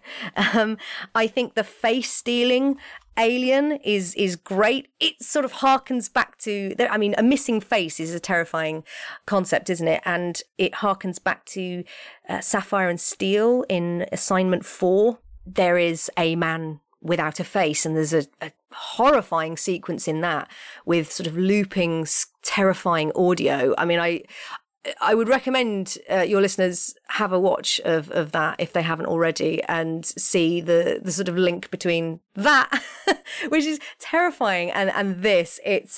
Although that is the alien itself has no face, this steals your face. So there's a big difference, but it's equally horrifying. I also love, again, there are elements of the history of broadcasting here. There were ridiculous conspiracies about the harmful radio waves and television waves that enter your home, just as there are now with 5G. So there were these rumors that, it will have a horrible effect on you. And so I really like kind of bringing that to life as a real alien threat. If you watch TV, it will steal your face. And, we've probably all been told by parents that if you watch too much TV, it'll turn your eyes square. So there's elements of that, the fear that comes with every new bit of technology. And suddenly you've got this technology that brings the outside into your home. It brings stars into your home. And that's the amazing thing about radio and television. You didn't have to go out to see the big stars of the day. You didn't have to go to the music hall or the theatre. They came to you. These concerts would be happening live in your living room. How fantastic. And then the move from radio to television, even more so, even more immediate. You can see the stars of their day in your home, in the corner of your living room. I think if you've grown up with television, you probably can't appreciate how incredible that would have been. Mark Gatiss is amongst those really great writers of Doctor Who can make a villain complex. They're not just pure evil. And here I'm talking about Mr. Connolly rather than The Wire. Mr. Connolly is clearly a villain in the majority of this. And then at the end, you find out that his wife owns the home, and she very bravely kicks out this little tyrant from her house. And you see him walking away as everyone's having a street party outside. This is what I love, is that there is the concept of redemption. And the Doctor and Rose talk to the son, Tommy, and say, Rose says, go to him. And even though he doesn't deserve it, the father doesn't deserve it, Tommy goes to him and offers to take his suitcase, offers to carry his suitcase for him. There's so much that I love about that moment. This is a man who rules over the people in his household with a rod of iron. He's horrible. He doesn't deserve that moment of kindness at the end, but the Doctor and Rose in particular, encourages Tommy to be the bigger person. And I think that idea that people can be redeemed, people can do horrible things, but they're maybe the product of their own upbringing and their own circumstances, and actually maybe if you reach out to them with a little bit of kindness, they could be redeemed. I just think it's really interesting and complex, and it's a more interesting choice that Mark Gatiss has written in that ending. So yeah, I hugely respect Mark Gatiss, and I think he's a wonderful writer, and this is proof of that moment. So yeah, I mean, I just banged on about Mark Gatiss, but not because he was one of my choices, but because he wasn't. And then that led into him being Gemma's final choice. Typical. But I think she's absolutely bang on about that moment of redemption at the end, the choosing to, in your moment of triumph over the bad guy, to, show mercy, to show kindness, to demonstrate to him the power of what he's never chosen to deploy. I was going to say the weapons he doesn't use, but kindness shouldn't be a weapon. But that's not something he's ever afforded, probably even himself. And yeah, it ill behoves us to dance on the graves of those we have defeated, even if we've defeated them in a supposedly liberal cause. So I agree with Gemma. I think she articulated that brilliantly. And once again, I have to say, and I'd not particularly remembered it as a moment, but it really struck me watching it this time, that final moment between those men and that lovely choice that, as I say, Jamie Foreman didn't give the performance I quite expected, and occasionally it slightly sets my teeth on edge, and I don't quite know why.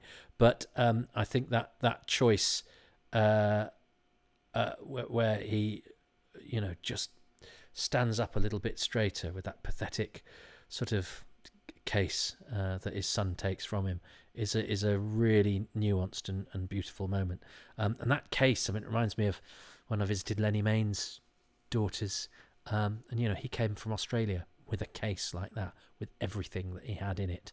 And again, when I look around this house, we're trying to get rid of stuff because we keep tripping over rubbish, because neither of us ever throw anything away, because we're both from houses that were inhabited by hoarders, in my case, because I lived in the countryside in the middle of nowhere, so you never threw away even a short piece of string in case it might come in useful, because the nearest piece of string was a half-hour drive away. So but I've got a co-op over the road, but and you look at this stuff and go, the things that we think we need in modern society, when people, again, from that time, who were all too keen, I think, to occasionally, sort of berate for their views that don't chime with ours. But the past is another country in many ways, and translating then to now is perhaps not as easy as we might think. But anyway, I've had that discussion on this podcast before. I thought Gemma articulated that well, and yes, chose Mark Gatiss, which I'm very happy for her to do, even though I didn't. So I've completely lost, even if I did get, I don't think even half a point, but maybe a third of a point for the first choice that she made, and I got Eros Lynn, so I could get 1 1/3 out of 5. I never win. I've won once, haven't I? Once in God knows how many episodes. So I think it's too late to swing it in my favour now. But of course, that happy times and places, it's not about winning or losing. It's about the friends we make along the way. And Gemma Arrowsmith, I have never met, but how lovely that she contributed to this, and I think so brilliantly. She called it Assignment 4. Do you know what I mean? I called it the one with the photographs, I think, of the sapphire and steel. She called it Assignment 4. This is somebody that knows what they're talking about and loves this stuff. And you know what? I couldn't be more delighted, because, as I say, I knew Gemma was sympathetic to the cause, but I didn't know I would be quite as educated as I have been, and illuminated. My lantern has been illuminated. So how delightful. So let's hear the reason, or at least the impetus for her to take part in this exercise of mine that benefits so much from its guests. And the latest is Gemma Arrowsmith. Those are my choices. I'm interested to learn how many of them you got right. And finally, I will plug my radio show. Gemma Arrowsmith's Sketched Out is my own sketch show, which is on Radio 4 on Thursdays at 6:30. Sapphire herself, Joanna Lumley, is a guest in one of the episodes. I still can't quite believe it. But if you go to BBC Sounds and you type in Gemma Arrowsmith's Sketched Out, you will find all of the episodes available there. I'd love for you to have a listen. It was an absolute ball making it, and I hope you enjoy listening to it. And of course, you can head to my website, gemmaarrowsmith.com, or search for me on Twitter, Gemma Arrowsmith, for regular updates. Thanks so much for having me on the show. I hope this episode went well for you. Oh, what a brilliant guest. I'm so delighted. I'm very happy. And it's, as I say, Idiot's Lantern is not an episode I would sort of leap to watch, even though it's got all those ingredients that I love. I think because, as I say, there were so many big hitters at around that time. But it behoves us to remember that actually even the less celebrated episodes of this era are still full of the richest of seams.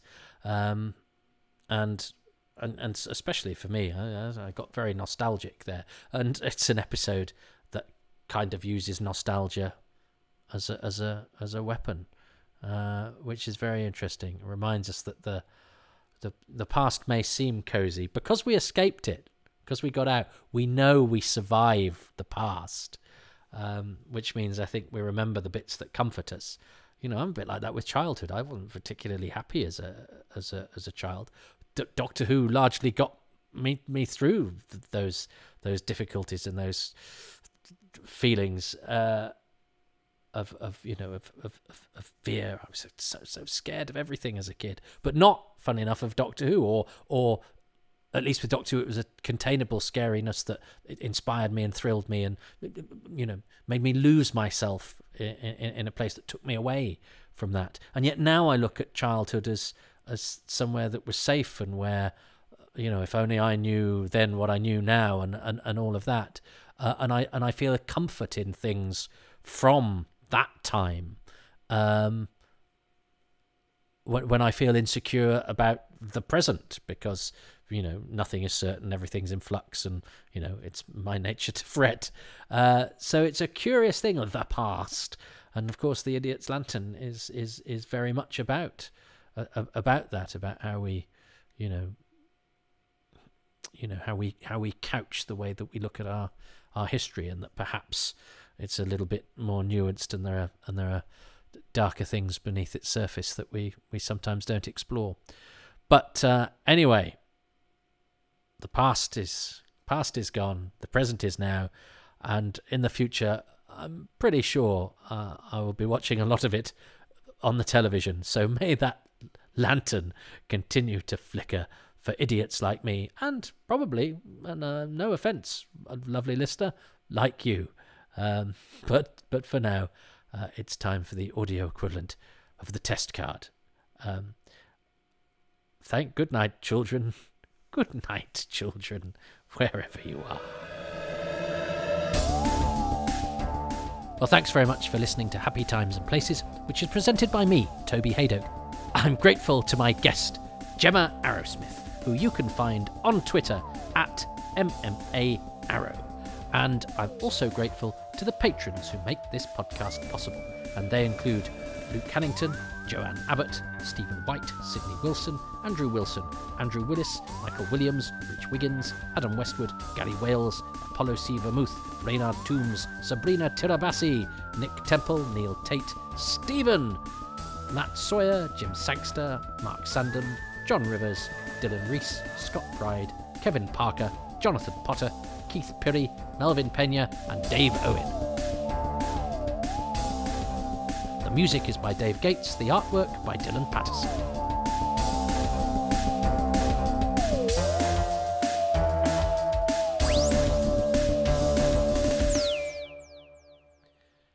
If you would like to join that list of names, you can go to Patreon at patreon.com/Toby Haydock, where for £3 a month you can listen to the Happy Times and Places podcasts about 6 months before they are released to everybody else.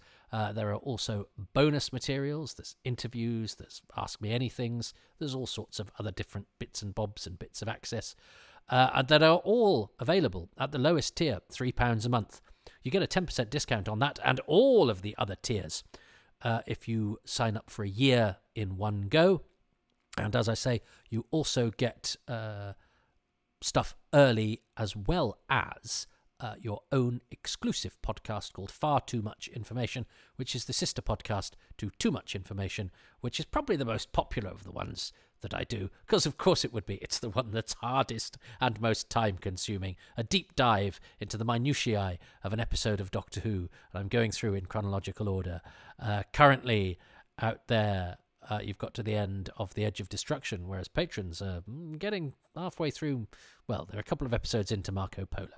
So that's not quite so far ahead, but it is still far ahead. But for each story, you get far too much information, which is extra arcana and little side issues and little biogs of people who are tangentially related. I mean, in the one for the Daleks, I actually tracked down the son of the guy from the post office who sent the BBC and Christopher Berry the first ever vocal tests that were done to see what the Daleks might sound like. So, you know, it's stuff. It's Doctor Who stuff. It's Doctor Who stuff that nobody else has been stupid enough to commit to tape. But I have, and that's far too much information, and that's for patrons only. But all of that stuff is at the lowest tier. But it's a monthly commitment, and if you can't do that, you can go to ko-fi.com/Toby Haydock. There, that's just a way of essentially giving me a tip, buying me a coffee. I'm afraid you don't get any of the bonus or the early stuff. That's just something from you to me, and I'm grateful to everybody that has done that, and I'm grateful to patrons. But I know that times are tough. Bills are soaring, mortgages are getting more fragile. So the fact that as life throws whatever it's throwing at you, you're listening to my nonsense, maybe to just go, well, everything's going wrong, but at least I'm not him.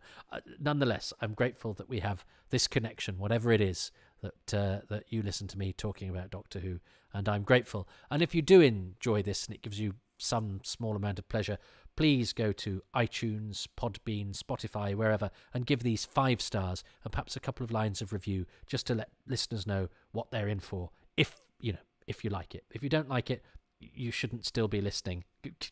Go and do something better.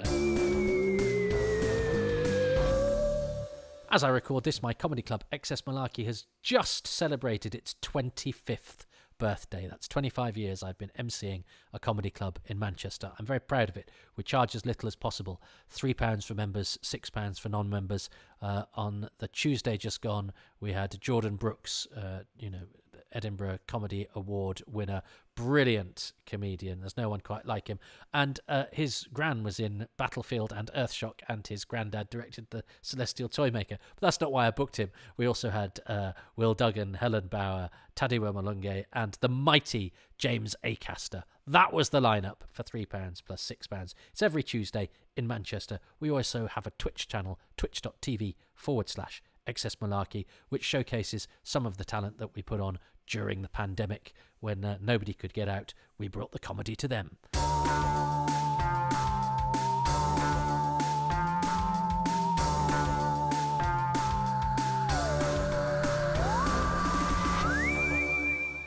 Well, aren't I lucky? I'm sincerely grateful to John Deere, and if you haven't checked out, I mean, if you've been inspired by the Idiot's Lantern, do check out the Bergcast podcast done by John Deere and Howard D. Ingham, which is a great insight into the wonderful Quatermass serials, about which did I mention I'm writing a book? I mean, if I say it often, it's a bit like Candyman. If I say it often enough, perhaps it'll just appear. But I'm really proud of the work I've done on it so far, and I spent a lot of my misspent youth writing to the actors from it, which is why I have correspondence with Isabel Dean, who is the female lead of the Quatermass Experiment, and all sorts of other actors, including Richard Shaw and Cyril Shaps and Bernard Spear and Jack Kine and Bernard Wilkie, the visual effects guys, the designer Clifford Hatts, assistant designer on Quatermass 2, Darryl Blake, who directed The Stones of Blood. Been to his house. He's given me some great insight. And also I've interviewed people who worked with some of the long dead Quatermass actors who were all gone by the time I was even thinking about writing the book. But I spoke to people who went on tour with John Robinson. spoke to the son of Andre Morel. So, I've got into quite a lot of probably too much detail, which is why the book has taken me 30 years to write. But I do love Quatermass so, and I'm astonished and so pleased with the level of detail that Gemma put into her contribution there. And because I'm not a journalist or an investigator or even an historian. I'm a lovey with an iPhone, and if I like something, I dive right into it. But I'm not so good on wider context or related stuff at all. And I do so admire it when people can illustrate their points or their observations with related points and observations from outside the very tunnel vision. I mean, I'm pretty good for a Doctor Who fan, to be honest, because I know some Doctor Who fans who have real tunnel vision. So I'm for amongst the company I sometimes keep, I think I could be quite circumspect, but I still am pretty one-track minded, and I don't care. You just do what you do and you fling it out there, and this is what I do, and enough of you seem to be catching it to make me feel that it's not a complete waste of time, and it's helped not being a waste of time by having really good people being guests. And I've never met Gemma, and I think she's terrific, and I'm very grateful that I was able to get her on board. And if you didn't know her work prior to this, well, I hope I've done a little bit of good in that direction as well, in pointing out to you somebody whose work you'll definitely enjoy. So that wasn't the post-credit stuff is usually a bit of a off-tangent waffle. That was a plug for a book, a eulogy about my guest, and perhaps something that will make up for that. Whenever I try and make an important point or a reasonable and nuanced point about prejudice is wrong, but we also shouldn't be prejudiced ourselves when we are attacking prejudice. And I said it quite well there, but I usually take half an episode in which I stumble and try not to offend anybody and probably end up offending everybody, whilst just trying to make a point that we should all just try and be reasonable. Oh, this modern world. But there we go. If television's the idiot's lantern, what is social media? God, I think it's the psychopath's smoke signal. No, smoke signal's not a light, is it? It's the psychopath's lighthouse. Yes.